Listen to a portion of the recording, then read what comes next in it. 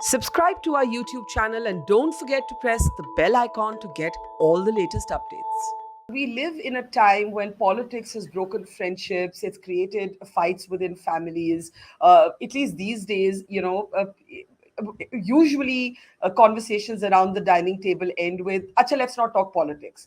You write about how, during the Bofors expose, where you are taking on Rajiv Gandhi, but there's also Suman Dubey, who's your brother-in-law, who is, of course, close to Rajiv Gandhi. And you talk a little bit about the pain of that disagreement. And Suman basically then saying, I can't be part of this. How did you learn as a journalist to separate the personal from the political? And I ask you this question because it is really a question for our times today. I think in your time, you all managed to do it. Today, it's almost impossible. It would be very rare, for example, to find a Modi critic and a Modi admirer being really close friends. That perversity has been introduced by the politicians. Yes. There is no civility.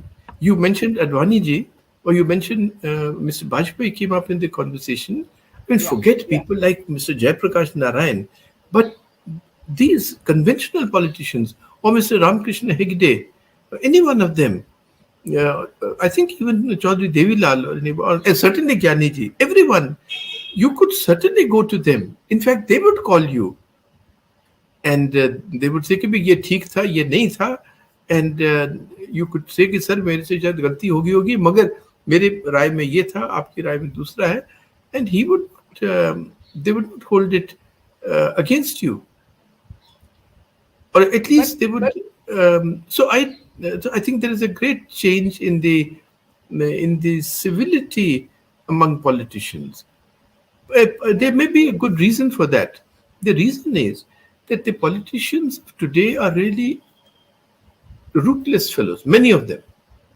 They may get votes, but they have not come through life and struggle the way those people had come.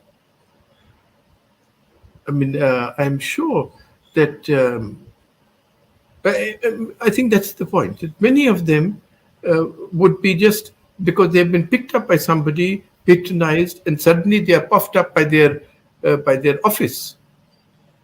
I don't think that those politicians were puffed up by their office. They knew that आज ये हैं कल नहीं होंगे. So you provocatively once, I remember, called the Modi government, I think in its first tenure, just like the UPA plus cow. If you had to describe this government today, would that tagline remain constant, or would it have altered by now? It will be cow plus something else, but certainly not the Congress. So it is no, because I think there is a very great difference, Barkha. It was not evident in the first year or so of Mr. Modi, and that difference is that they are working to an agenda, and I was trying to alert people to that agenda, but people. But now it is clear that they are working to a great agenda, an agenda set in the and declared in the 1940s and 50s. They say we जो हम कहते हैं वो करते हैं. मुश्किल ये है that we people have not paid attention to कि वो क्या कह रहे थे और इसलिए वो क्या करेंगे. I'll give you an example. You see, we have to learn, we have to decipher these techniques of theirs. A stray statement is made. It is repeated 3-4 times. Then some institution says it, and 2 years later, it is actually brought into being. Say, Mr. Modi says, we must have simultaneous elections. You think he's trying to save money? You think that he is wanting कि इतना time जो ज़ाया होता है when you can't then take big decisions, वो उसको ज़रा compress कर दें? Otherwise, there's always some election going on or the other. No. And then he says it once or twice, then other people say it, and then suddenly somebody from the election commission says, yes, in 2024, we will be ready to hold simultaneous elections.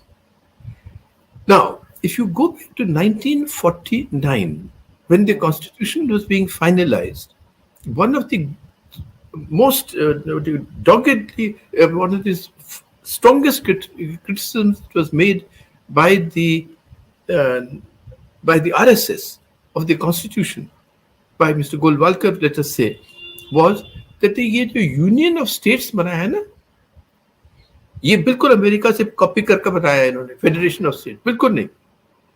We must have a unitary government. States should be run as departments of the central government. बच्चों ये जो double engine growth चल रही है, ये double engine को single engine कैसे बनाया जाए सारी कंट्री के लिए. And you will see in retrospect many years from now that this business of simultaneous elections was the first step towards that. The spreading the hegemony of the BJP all over. That is, of course, in effect, it brings about one government. But otherwise, especially with a centralized government, a centralized party like the BJP, but otherwise, it is this fact of simultaneous elections, and the election will then be presidential.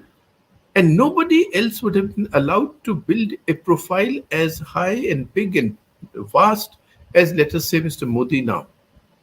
So please, there is a great difference now between when the government came to office and certainly with the Congress. The Congress is almost without an agenda. It was working, on an agenda set by in the 1920s and 30s. But in governance, there was not an agenda of this structural kind. Now there is an agenda for that. This So Hindu-Muslim, sorry. this Hindu-Muslim divide, this marginalization, addressing only one part of the whole people of India, and that then becomes your base for doing everything else, for legitimacy. But all this has been written down, spoken many, many times. I'll give you an example. Because of some work I was doing, some reading I was doing, I surveyed about 10 books written in the 1970s and 80s on secularism in India, the dangers to secularism. I tell you, Barkha, not one of those books or essays refers to the primary literature of the RSS. The RSS is presented in some as a hawa, especially after demolition of the Babri Masjid. Oh, great threat. But वो systematically एक चीज कह रहे हैं, उसको कोई पढ़ता ही नहीं था उस समय, हमने भी नहीं पढ़ा था. So they are really acting to an agenda, and we should, even at this late hour, wake up to it. And what is that agenda in one line? Is it to change the structure and organization of how power is arranged in India? What is that? No, agenda? it is what they have always said, to establish a Hindu Rashtra. It is, the phrase occurs countless times in everything which they have said. And now this business of redefining the Hindu and so on is there. Ki sab, anybody born here, anybody born this side of this Hindu, this, nothing like that. No. You take a small thing. I think it was at the time when the Prime Minister was inaugurating that hologram of Subhash Chandra Bose on that canopy near India Gate. He said कि हमारा राष्ट्र तो हजारों साल पुराना है, and went on.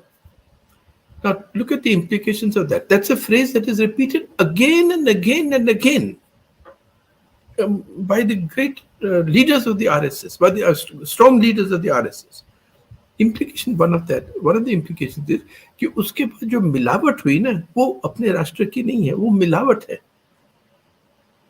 That is one point. But second, a small point there, कि क्योंकि हमारा राष्ट्र हजारों साल पुराना है, इसलिए ये गांधी जी को फादर ऑफ द नेशन कहने की कैसे बात बनी? How is he the father? You see, because Pandit ji is not the problem for the present government and for this whole agenda, but Gandhi ji is a problem. And therefore, the erasure of Pandit ji is the preliminary step towards the erasure of Mahatma Gandhi.